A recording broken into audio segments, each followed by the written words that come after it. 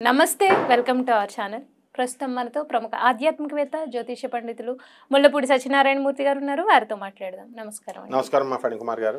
Sir, దశ మహావిద్యల్లో 6వ అవతారం రాజశ్యామల అమ్మవారు. ఇప్పుడు ఆల్రెడీ శ్యామల నవరాత్రులు జరుగుతున్నాయి. అసలు రాజశ్యామల అమ్మవారు అనగానే ఎందుకో తెలియదు కానీ అంటే ఇప్పటి వరకు మీరు చెప్పిన అవతారాలు కొన్ని తెలుసు, కొన్ని విన్నాను, కొన్ని అసలు వినలేదు నేను. కానీ రాజశ్యామల అమ్మవారిని అయితే నేను చాలా సార్లు అంటే నేను కూడా పూజ చేసినప్పుడు నాకు కొన్ని అనుభవాలు ఉన్నాయి. సో చాలా అద్భుతంగా అనిపిస్తుంది. నల్లటి శరీరం కదా అండి, పచ్చ కలరు చీర కట్టుకుని ఉంటారు, చిలుక ఆవిడ చంద్రవంక ఉంటుంది. అద్భుతం. అసలు ముఖంలో చాలా ప్రశాంతత కనిపిస్తుంది. అసలు అంటే నేను విన్నది రాజశ్యామల అమ్మవారు పదవుల గురించి లేకపోతే రాజకీయ నాయకులు ఎక్కువగా ఆరాధిస్తారు అనేది విన్నాను. నార్మల్ గా సామాన్యులు కూడా ఆరాధించుకోవచ్చా? ఆవిడ ఆరాధన ఎలా చేయాలి, ఆరాధిస్తే అసలు ఎటువంటి నియమాలు పాటించాలి, ఏ కోరికలు కోరుకోవాలి ఆవిడ దగ్గర అనేది ఒక్కసారి వివరించండి.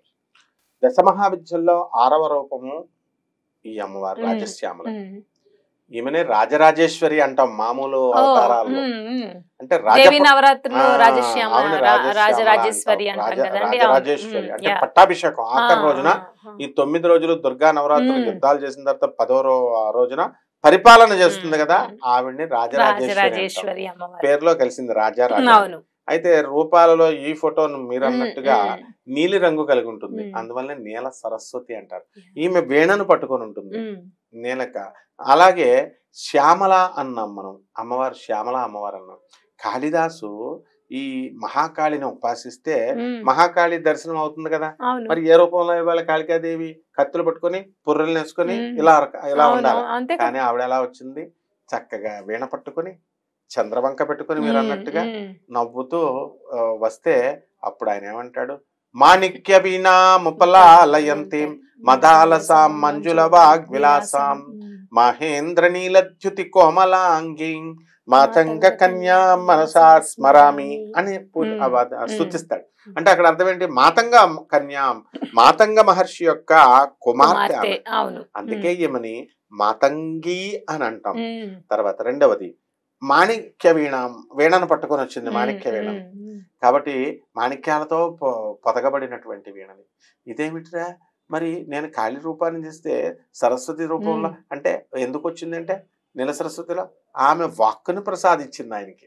అసలు అంతకు ముందు కాళిదాస్ ఏం చేసేవాడు, అతను మహామూర్ఖుడు, చదువు రాలేదు, అల్లరగా తిరిగేవాడు, మూర్ఖుడు. ఒక చెట్టు కొమ్మ మీద ఇలా కూర్చొని ఆ కొమ్మను నరుక్కుంటాడు. ఇటువైపు ఉండాలి, చెట్టు మొదలైపు ఉన్న కొమ్మ వైపు కూర్చోవాలి, అవతల కొమ్మ పడిపోద్ది. అటువైపు రివర్స్ అవతల వైపు కూర్చుంటే ఆయన ఏమంటాడు, నేను ఇటువైపు ఉండి కొడుతుంటే కింద కొమ్మలు పడిపోతున్నాయి, మేకలు తినేస్తున్నాయి, ఈసారి కొమ్మ నేను ఒకేసారి పడతామంటే నేను అటు ఉండాలని అటు నరుకుతా ఉంటాడు ఇలా కూర్చొని. అందరూ అరే బాబు ఆ కొమ్మతో పడితే నువ్వు కూడా చస్తావురా బాబు అంటే, అబ్బాయి కొమ్మ నేను కలిసి ఒకేసారి పడతాం, అప్పుడు మేక ఏం చేయలేదు పట్టుకెళ్ళలేదా అనేటటువంటి మహామూర్ఖుణ్ణి జగన్మాత ఎలా ఎలా చేసింది.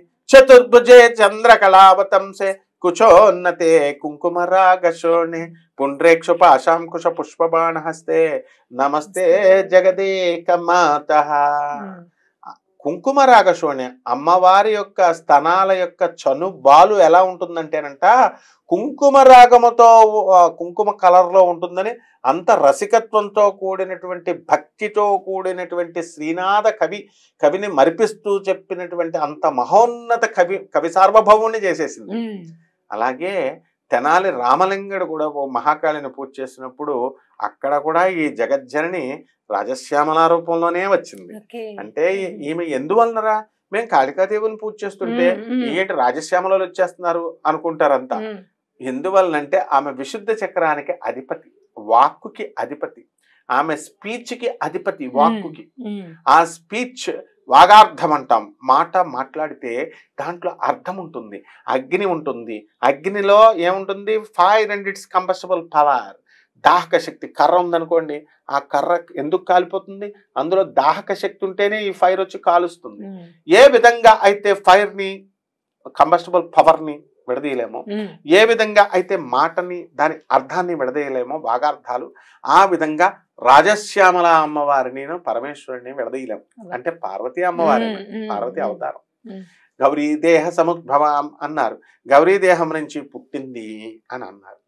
మరి ఈమె ఈమెను తీసుకొచ్చి మాతంగి అన్నాం, అంటే తర్వాత బాగుంది. తర్వాత రాజశ్యామల అన్నాం, నీల సరస్వతి అన్నాం, ఉచ్చిష్ట చండాలిని అంటారు. ఉచ్చిష్ట చండాలిని అంటే మాతంగ మహర్షి రోజు శివపార్వతులకి పూజ చేసి నైవేద్యం పెట్టేవాడు. ఆ నైవేద్యం పెడితే అందులో నుంచి 2 మెతుకులు కింద పడ్డాయి అన్నమాట. అమ్మవారికి పెట్టిన గిన్నెలో నుంచి కింద పడ్డాయి. ఇది చిన్న పిల్ల అప్పుడు ఈమె మాతంగి. ఆమె వెళ్ళి పడిపోయినటువంటి ఆ ఎంగిల్ని తీసుకొని తినేది. అందుకని శివపార్వతుల ఎంగిలి, శివపార్వతుల ఎంగిలి తింది కాబట్టి ఉచ్చిష్టం అంటే ఎంగిలి అని, ఉచ్చిష్ట చండాలని అన్నారు. అంటే ఎంగిల్ని పార్వతీ శివపార్వతుల యొక్క ఎంగిలి తిన్నారు కాబట్టి మనం ఈమెని ఎంగిలి దేవత అని అంటాం కదా, నైవేద్యం ఎంగిలి తీసుకుంటుందేమో అన్న ఉద్దేశంతో ఇప్పుడు పూజ చేస్తున్నటువంటి వాళ్ళంతా కూడా ఎంగిలన్నాన్ని పెడుతున్నారు. అయ్యో, పెరుగన్నాలు ఎంగిలి పెట్టాలి అని. అలాగే ఉచ్చిష్ట గణపతి అని ఒక ఆరాధన ఉంటుంది. బాల గణపతి, రుద్ర గణపతి, ఇలాగా ఉచ్చిష్ట గణపతి.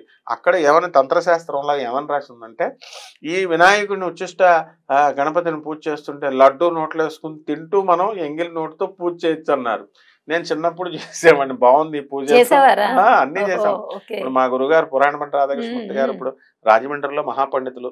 మరి వీళ్ళంతా ఉపాసనా పరులు, దేవి ఉపాసకులు. మొత్తం దేవిలో ఎన్ని తత్వాలు ఉన్నాయో అన్ని తత్వాలు చేయబట్టే మనం ఈ రోజున బెజవాడ కనకదుర్గమ్మ దేవస్థానంలో మా గురువుల దగ్గర మేము చదువుకొని అష్టాదశ శక్తి పీఠాలకి అమ్మవారికి కళలు పెట్టగలుగుతున్నాం మా గురువులతో పాటు. అంటే ఈ యొక్క ఉచ్చిష్ట చండాలి లడ్డూలు తినే పూజ బాగుంది కదా అని చెప్పేసి మేము చేసేవాళ్ళం. అంటే ఉచ్చిష్టం అనే పదానికి ఏంటంటే ఎంగిలి అని అర్థం ఉండడం వల్ల ఉచ్చిష్ట చండాలని ఏమనుకుంటారంటే ఈమె ఎంగిలన్నం పెట్టాలేమో అని చెప్పేసి అందరూ పెరుగన్నం ఎంగిలి వీళ్ళ తినేసి ఎంగిలన్నాన్ని అమ్మవారికి పెడుతున్నారు. ఇది తప్పనమాట. కాబట్టి ఎవరైతే రాజశ్యామల అమ్మవారి యొక్క ఈ ఆరాధనలో పత్రం పుష్పం ఫలంతో ఏమైనా పెద్ద పెద్ద నైవేద్యాలు పెట్టాలేమో అని అసలే మన వాళ్ళకి భయం కదా, అలా అవసరం లేదు. పాయసాన్ని పెట్టొచ్చు, దద్దోజనాన్ని పెట్టొచ్చు, చక్కెర పొంగల్ని పెట్టొచ్చు, ఏదో ఒక నైవేద్యాన్ని పెట్టొచ్చు. మనకు ఆ కెపాసిటీ లేదండి, మేము రోజు వండలేమండి అంటే అన్నంలో పెసరపప్పు వేసి మామూలు అన్నం పెట్టొచ్చు. అది కూడా పెట్టలేనటువంటి వాళ్ళు పత్రం పుష్పం ఫలం తోయమన్నారు. ఆకు పెట్టొచ్చు, పువ్వు పెట్టొచ్చు, పండు పెట్టొచ్చు, ఏ పండు అయినా సరే. నీలం పండు అయితే ఇంకా మంచిది, నేరేడు పండు నివేదన చేస్తే ఇంకా మంచిది. అంత నీలమే, బ్లూ బ్లూ బ్లూ అంటే శనీశ్వరుని కంట్రోల్లో పెట్టేటటువంటి జగజ్జనని ఆమె. కాబట్టి ఎవరికైతే మాటలు రావడం లేదనుకుంటున్నారో అటువంటి వాళ్ళు ఈ అమ్మవారిని పూజ చేసుకుంటే మూకాంబిక అమ్మవారి లాగా వరహాలు ఇస్తే మాటలను ఇస్తుంది. ఎవరైతే ఏమండి నాకు చాలా సిగ్గండి, నేను ఉపన్యాసాల్లో నేను మాట్లాడలేనండి, స్టేజ్ ఫియర్ ఉందండి అనేటటువంటి వాళ్ళందరినీ కాళిదాసు లాగా, విక్రమాదిత్యుడి లాగా, తర్వాత భట్టి చక్రవర్తి లాగా, ఇలా మొత్తము తెనాలి రామలింగలాగా వికట కవిని చేసి పడేస్తుంది, మహాపండితుడిని చేసేస్తుంది. కాబట్టి ఆ జగజ్జని యొక్క కరుణా కటాక్షాలు ఎంత సింపుల్ అంటే అమ్మవారి పూజ కుంకుమ వేసుకోవడం అంతే, పసుపు వేసుకోవడం, గంధం వేసుకోవడం, మటన్లు చికెన్లు పూజలు అవసరం లేదు. Animal sacrifice, no animal sacrifice, no bird sacrifice, బలు ఇవ్వక్కర్లేదు, ఈ కోళ్ళని మేకల్ని మందు బాటలు పెట్టక్కర్లేదు. ఇవన్నీ కూడా చేసుకోవచ్చు.